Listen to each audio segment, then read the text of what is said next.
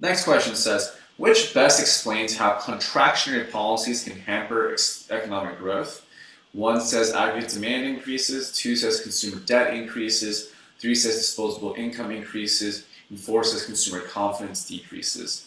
And so what we know about contractionary policy is that we believe that there's a situation where there's on this aggregate demand, aggregate supply model.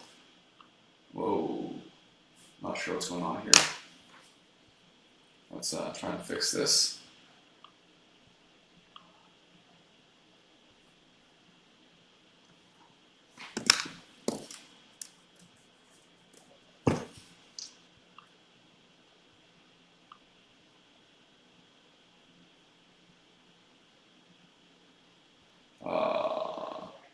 Give me one moment, guys.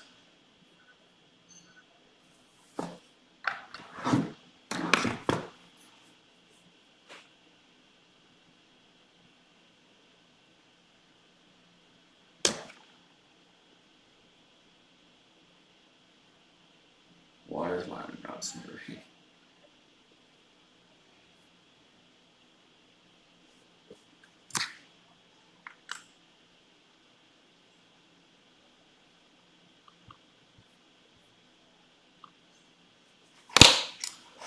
Try this.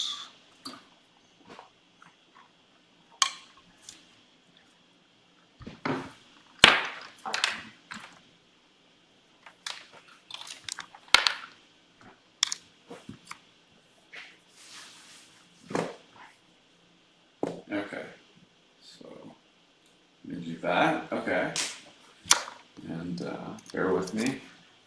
I'll try this one more time. Okay, not really sure what that was all about, but okay. So, contractionary economic policy. If we look at the aggregate demand, okay, can't draw now. One more moment, guys.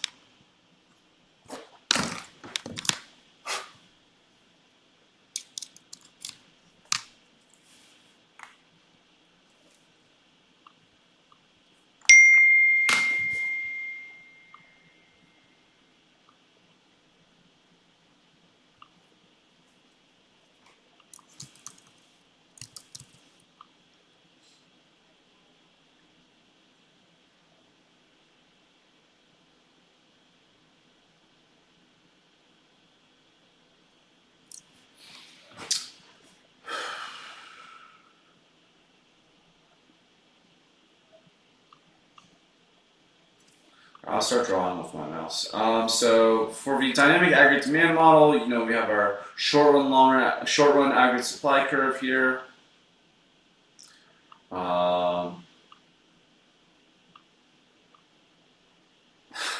I apologize for that. And then our long run aggregate supply curve here with full potential GDP, and then we have aggregate demand here. Contractionary policy is simply saying, well, what if our aggregate demand is actually over here, right? And so we have real GDP, actual GDP is over here, but long-run GDP is over here.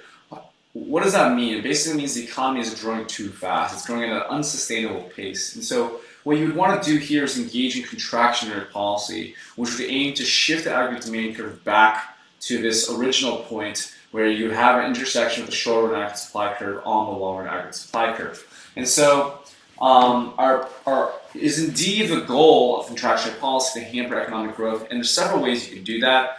There's two ways: are fiscal policy and monetary policy. Fiscal policy will be something along the lines of increasing taxes or decreasing government spending. And so in that sense, if we were to increase taxes, we would see that the amount of money that people have, their disposable income has gone down, and so they won't be able to spend as much money, and that's going to drive down demand. Another way you can see is decreased government spending. Well, if the government spends less, that means there's less government money going into the economy. People will make less money as a result, and that also decreases their disposable income.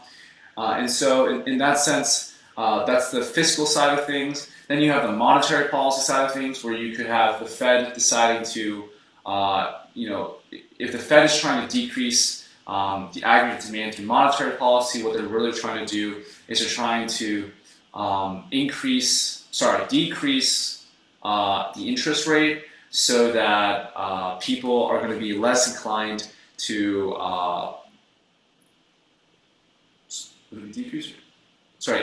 increase the interest rate. So they would want to increase the interest rate. Increase the interest rate so that the savers are going to save less, save more money and put more money into the bank accounts, and then borrowers will borrow less because high interest rates demand higher payments on principal payments, and so borrowers will borrow less money, and that means less investment spending. And that will also be a way to decrease disposable income because more money goes into savings and less into spending. And so through any of these policies, the end goal you're trying to see is a decrease in disposable income so that overall consumer spending and investment goes down. And so 3 is going to be the right answer here. The best explanation for why contractionary policy hampers economic growth is because it decreases disposable income. And so the next thing we can see is the previous tutor's answer. So the previous tutor said 3 as well, disposable income decreases, and they said that contractionary fiscal policy involves explicit government actions which either decreases government spending or increases the tax rate, whereas contractionary monetary policy involves central bank reducing the money supply in the market to combat inflation. Really quickly, so we can see why does decrease in the money supply lead to increased interest rate. We have interest on, this is the money market graph, we have interest on the y-axis, quantity of money on the x-axis, and we have our money supply as a vertical line, it's just one number, and then we have our demand for money. So we can see that if we want to raise the interest rate, what we'll do is we'll shift the aggregate supply curve, the money supply to the left, and that gives us a new equilibrium interest rate that is higher than the old equilibrium interest rate down here. And so that high interest rate is what is going to shift the aggregate demand to the left. And so if we keep that in mind, we'll see that that's what they mean by reducing the money supply to combat inflation.